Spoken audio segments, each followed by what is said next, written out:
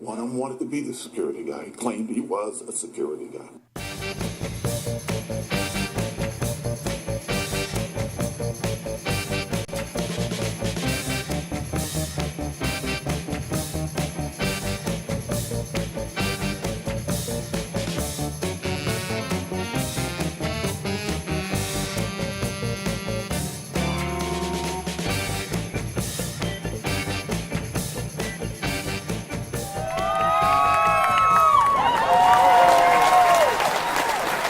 Right, welcome to a special edition of Security Guy Radio with my special guest today, Sergeant Tim Termaine. And Jarvis, you're going to love this. Tim's written a book called Officer Up, Officer as a Verb, which is a great idea. And it's about creating a climate for appropriate police behavior. You're going to dig this. Okay. It's interesting, right? Yeah, it sounds interesting already. Exactly. So welcome, Tim. Tim, welcome to the show. Thank you for having me, Jeff.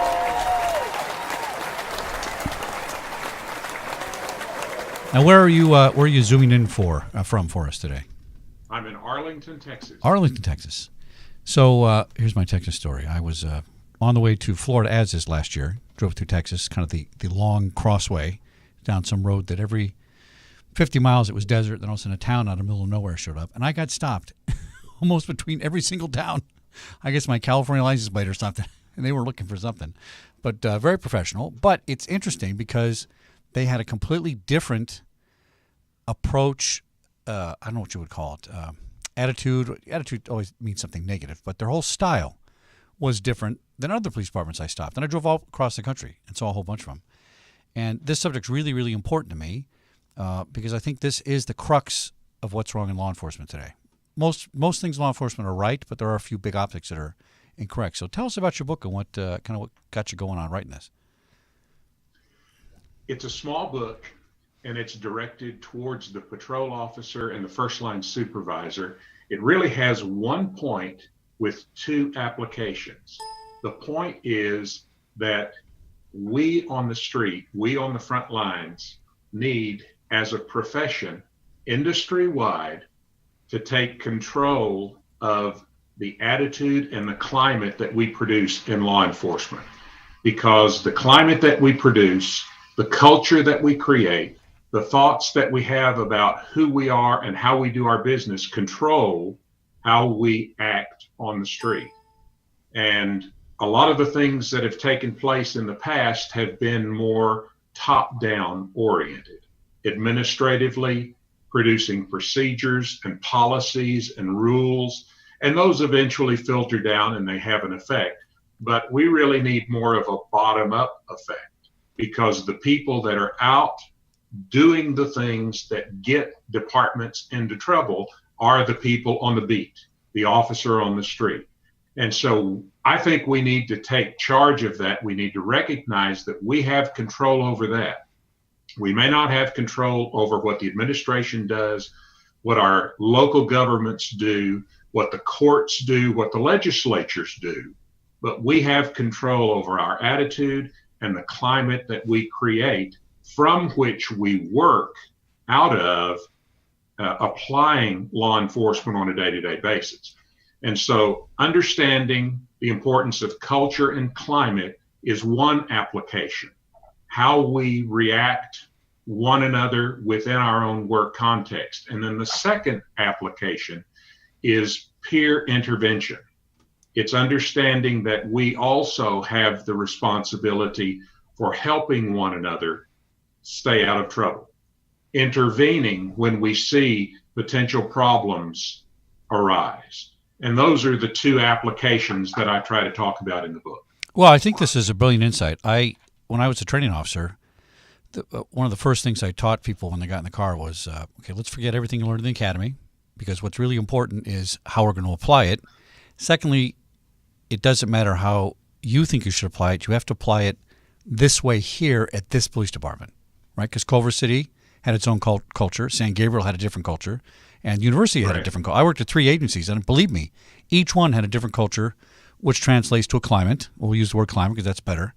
And if you didn't fit in that climate, you didn't work out. It doesn't matter how good a police officer you were technically, whether you got in complaints or not, you had to adopt to the climate of that department. And I think that's really important. I always used to tell them, remember this, don't do anything that would embarrass your grandmother, and behave like heroes, and you're probably going to have a great career, right? And so much of it has turned into, us against them and warrior mentality, which is needed when needed, and you got to kick ass, you kick ass, right? But before that, you're a peace officer in California. That's what our title was called, a peace officer.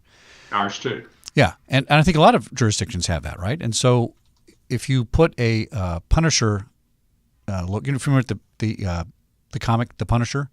Yes. Yeah, so there was an agency, I thought it was in Texas, maybe someplace out there, that put this logo of the Punisher on their police car in the little 10-man police department and thought that was great. When you have a death skull drive around the top of your police car. It didn't quite translate to the community, right? Absolutely not. That's a good example of people taking their climate and creating a negative climate, and the way they thought about themselves, no doubt, worked its way out in the way they treated the citizens and treated the people that they had to enforce the law against. And that's one of the things that we need to recognize. The culture is really the rules, the policies, and the procedure, but the climate is the psychological atmosphere that they create. And so if the guys in the briefing rooms and in the offices and the detectives and people out on the street are constantly talking about heavy-handed law enforcement and how they treated people when they acted wrong and how they arrested so many people and all these different things. And of course, those things become stories and they become legends and they get passed down, from generation to generation of cops. You kind of end up perpetuating that poor attitude and that climate that breeds misconduct among officers. Well, I agree. And this is no knock on our brothers and sisters about this, right? These are style issues. And what I think is important to get this information out, Tim, is that it's going to help people in the long run. Now, do you believe that multiple cultures can exist or climates can exist effectively within one department? Because, SWAT kind of has its climate, right? And yes, and vice versa. And, detectives do, and patrol guys are kind of looked down on by the detective dicks, and SWAT is, you're just patrol and we're SWAT. And, and then these create internal conflicts and rivalries, which can be good competition in one way. Right, and it can also be good teamwork. Another way, it can also not be so good for the department. Do you agree that can? Could you have multiple climates? There are layers. Right. The overall department will have a general culture, and that's going to be shaped by the SOPs, the standard operating procedures, their general orders or the manuals that they operate from. And then because there's specialty groups, like you mentioned, patrol, SWAT, CID, detectives, and so forth, they will create their own little subcultures and their climates because they're the ones that are always working together. So you can see one climate in the patrol division and even various climates within patrol divisions. Right. If, say, a larger department has multiple divisions and then multiple areas within each division. So there can be subcultures and subclimates that operate, and they can exist together. But there can also be one that's negative, one that focuses on a more negative aspect of one part of law enforcement or another. And that's where the problems can be found. Well, except in motors, because I was a motor and we were the most bitching of all the divisions. Everybody knows that, of course. So we can't give motors a pass. Motors are saints. Motors do no wrong. Motors can get away with anything. Just there to catch the felons. Everywhere. Just catch the felons and pass it off to the report writing car. That's all we do. All right, some tickets. Yeah, the high boots. And look good. That's right. Well, high boots are kind of gone now out here in California. They're going to those They're still here in Texas. Oh, good. I'll have to come over there and be reserved there instead. All right. So this is really fascinating to me. What was your nexus for coming up with a book? These are things I've always thought as a police officer and I belong to certain climates and groups within the PD, and there's some I identified with, some I didn't. I mean, this is common. But how did the light bulb come on for you one day to say, you know what, I think this is the crux of the matter? Because it really is the crux of the matter. Yes, I agree. A little over a year ago, I was in a month-long school for supervisors, and one of the instructors at that school was on the commission that did the study in Ferguson. And so we were able to get firsthand, behind the scenes, a little bit inside baseball on what they found. And that encouraged me to go and actually read the report. And then that led me to the report, the President's Commission on 21st Century Policing, read that report. Then I read the report on Philadelphia. Then I read the report on Baltimore.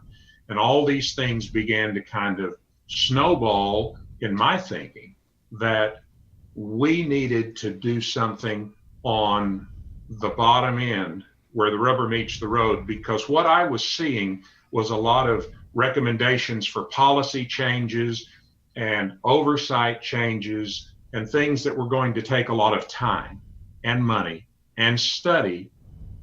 And eventually they're going to do good things, and eventually there'll be changes. But we needed something that we could implement simply and quickly. And that's where I came up with the idea of the LEGIT program that I talk about in the book. Two things that they talk about so often is the concept of legitimacy and procedural justice.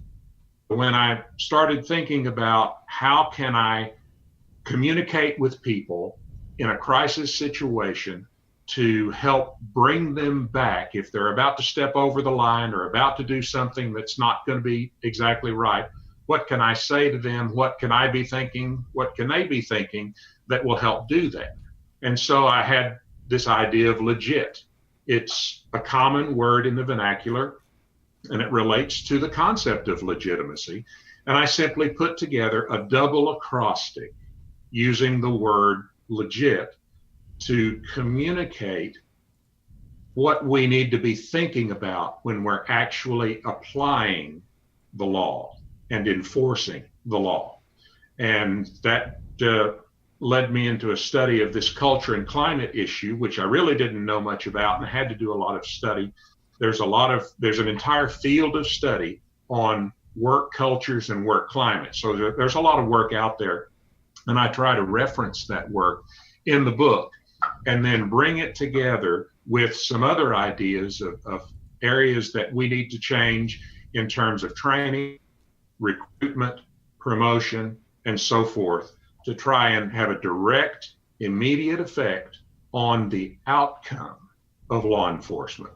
If we deal with the process, we understand what's happening in the process and have a way to affect the process, then we'll get the outcome that we want. So, how do we convince the line guy, the patrol guy, that this is a good idea?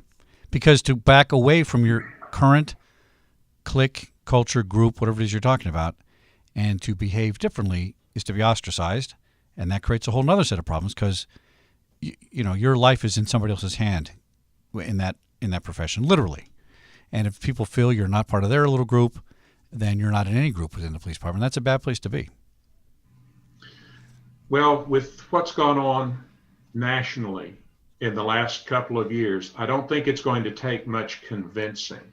I think we just need to give the officers an option.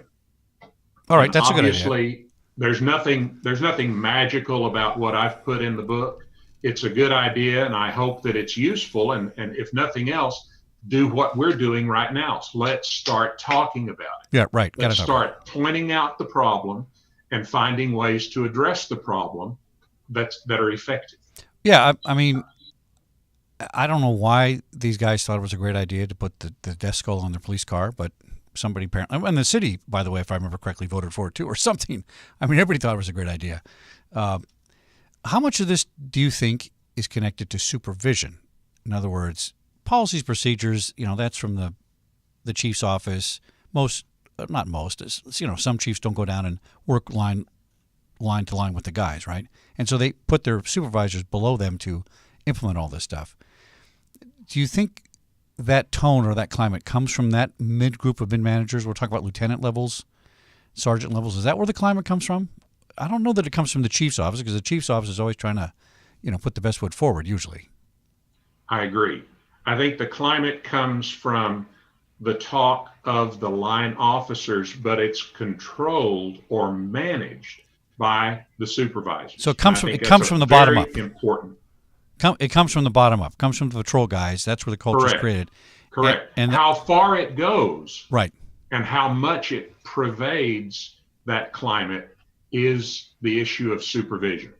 They can either allow it to continue, they can implicitly support it, or they can redirect it. They can put a stop to it if they manage their people correctly. And I think that's one of the biggest problems. I've been a patrol supervisor. I am now. I work the streets. I drive a police car, do 8 hours, 5 days a week. I manage a patrol shift.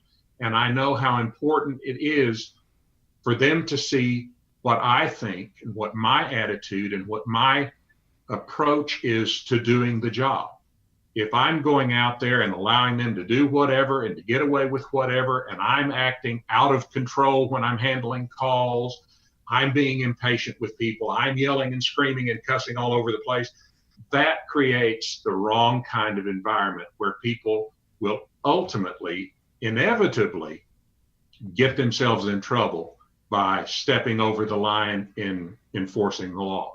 And I, as a supervisor, as a first line supervisor, have the ability to control that and to manage that in a way that produces positive outcomes and doesn't allow the kind of negative effects that we've seen in some of these other places that I've referenced. And most recently, the report that just came out last month from Chicago. That's the prime example right now in the media and in the industry as a whole, is what's come out from the reports of Chicago. One of the main things that they found was that there was a lack of adequate supervision that created the climate and the culture that allowed those people to get out of control.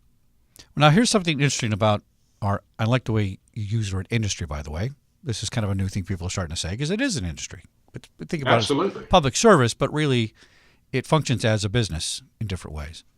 And I've always believed that the intervention part was sometimes the most difficult. And do you think the intervention should come, well, right now, traditionally, I think intervention, as we know it, comes from a supervisor level that says, you did not behave properly to standards.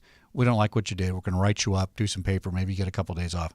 And let's just say, Jarvis, I was perhaps written up more than once as a police officer, as you might guess, because I would say, this is for you and this is for the horse you rode in on.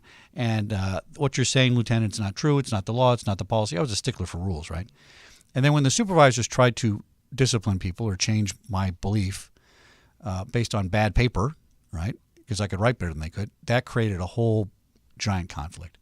Whereas if my patrol buddy next to me is doing something stupid, I say, hey, stupid, I don't want to lose my house. Stop doing that. They usually complied, right? So do we need less of this paper writing from management? Because, some of it's politically driven, as you know, just because they don't like some guy. Where's the most effective peer intervention come from? I'm thinking it's the line officers to line officers. It absolutely is. And there's been some of that, but it hasn't been organized. It hasn't been folded into the culture of the department. And that's really what I'm talking about.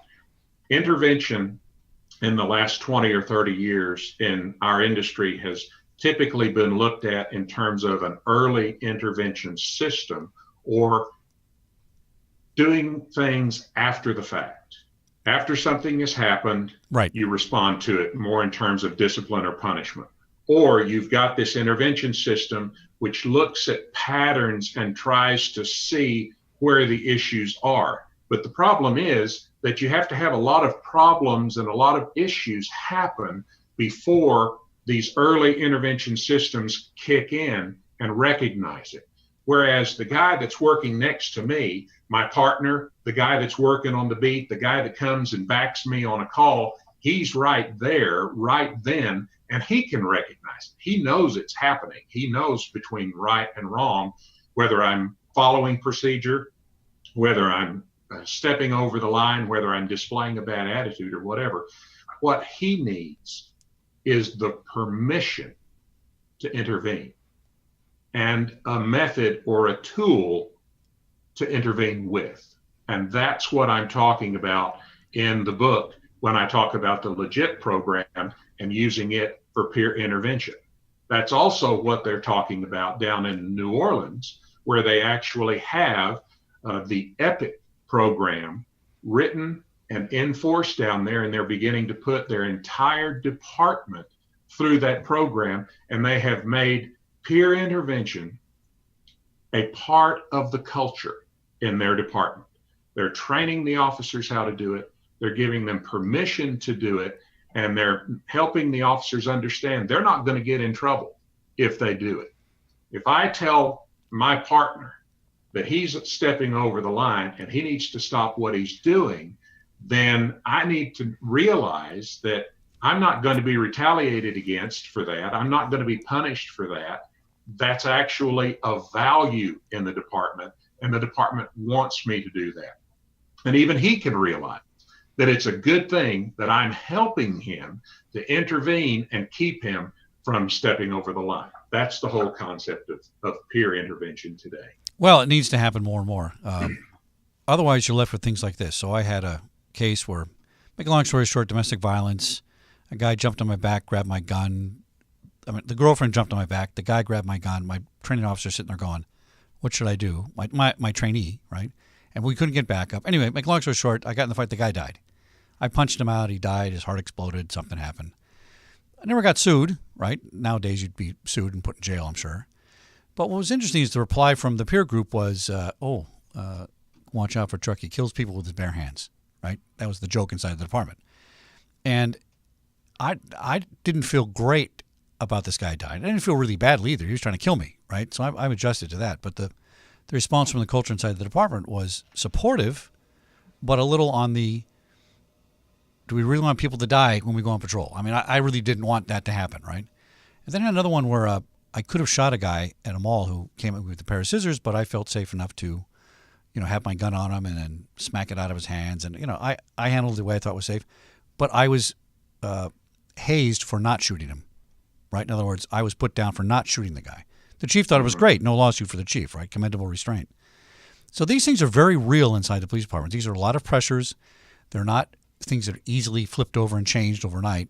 But they do have to start at that level where you have trust with your life for your partner. And therefore, if I act appropriately towards my partner, it's because I'm protecting your life, which means your house and your family and your job and everything else.